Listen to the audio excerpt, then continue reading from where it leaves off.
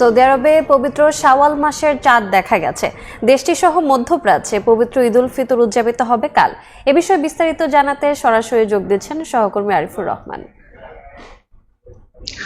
দীর্ঘ প্রায় 1 মাস সিয়াম সাধনার পরেই কিন্তু আসলে এই ঘোষণাটি যেটির জন্য অপেক্ষা, সেই অপেক্ষার অবসান হলো। কিছুক্ষণ আগেই কিন্তু সৌদি আরবে ঘোষণা হয়েছে পবিত্র ঈদ উল ফিতরের চাঁদ দেখা গেছে, অর্থাৎ যে শাওয়ালের চাঁদ যেটি দেখার জন্য অপেক্ষা ছিল সেই অপেক্ষার অবসান হয়েছে। কিছুক্ষণ পরেই আমরা আসলে এই যে সেলিব্রেশন সেটি কিন্তু শুরু হয়ে গেছে। ইতিমধ্যে আমরা আসলে দেখেছি প্রায় সবখানে সৌদি আরবের যেখানে যেখানে চাঁদের দেখার জন্য যেই অবজারভেটরি যেই কমিটিগুলো থাকে তাদের কাছ থেকে বেশ কয়েকটা জায়গা থেকে কিন্তু ইতিমধ্যে একযোগে ঘোষণা এসেছে, এবং সৌদি রয়্যাল কোর্ট থেকেও কিন্তু এই ঘোষণাটি এসেছে যে আগামীকালই সৌদি আরবে পালিত হবে পবিত্র ঈদ উল ফিতর, অর্থাৎ শাওয়ালের যেই প্রতীক্ষিত চাঁদ সেটি কিন্তু উদিত হয়েছে। এই কারণে কিন্তু আমরা আসলে দেখছি যে সৌদি আরবের বিভিন্ন জায়গায় কিন্তু ইতিমধ্যে যে ঈদ উল ফিতরের যে সেলিব্রেশন সেটি কিন্তু শুরু হয়ে গেছে।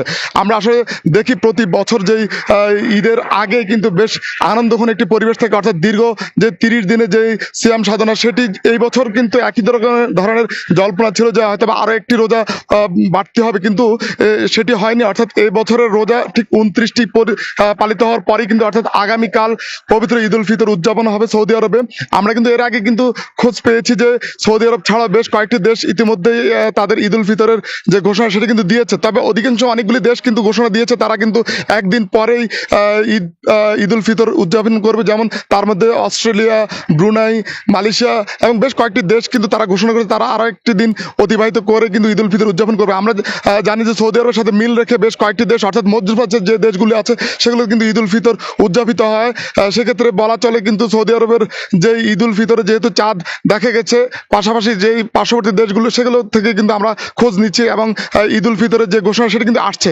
আমরা আরেকটু বিষয় বলে রাখি যে ঈদ উল ফিতর উপলক্ষে ইতিমধ্যে যে ছুটি সেই ছুটি কিন্তু উপভোগ করতে অনেক প্রবাসী যারা আছেন তারা কিন্তু অধিকাংশ ক্ষেত্রে মক্কা এবং মদিনায় সমবেত হয়েছেন। ঈদের নামাজ কিন্তু মদিনার মসজিদে নববীতে আদায় করার জন্য প্রায় অসংখ্য প্রবাসী আছে যারা কিন্তু মদিনায় উপস্থিত হয়েছেন। আমরা আরো দেখি যে আসলে এই ঈদ উল ফিতরকে উপলক্ষ করেই কিন্তু বিভিন্ন রকমের উৎসবের আমেজ তৈরি হয়। তো সব মিলে বলা চলে যে ঈদ উল ফিতর যে চাঁদ সেটা কিন্তু উদিত হওয়ার ফলে যে আনন্দের যে বার্তা সেটি কিন্তু এখন সবার মাঝে কিন্তু চলছে। তো এই ছিল পবিত্র ঈদ উল ফিতরের যে শাওয়ালের চাঁদ, সেই চাঁদ নিয়ে আমার কাছে সব শেষ। সরাসরি যুক্ত ছিলাম সৌদি আরবে।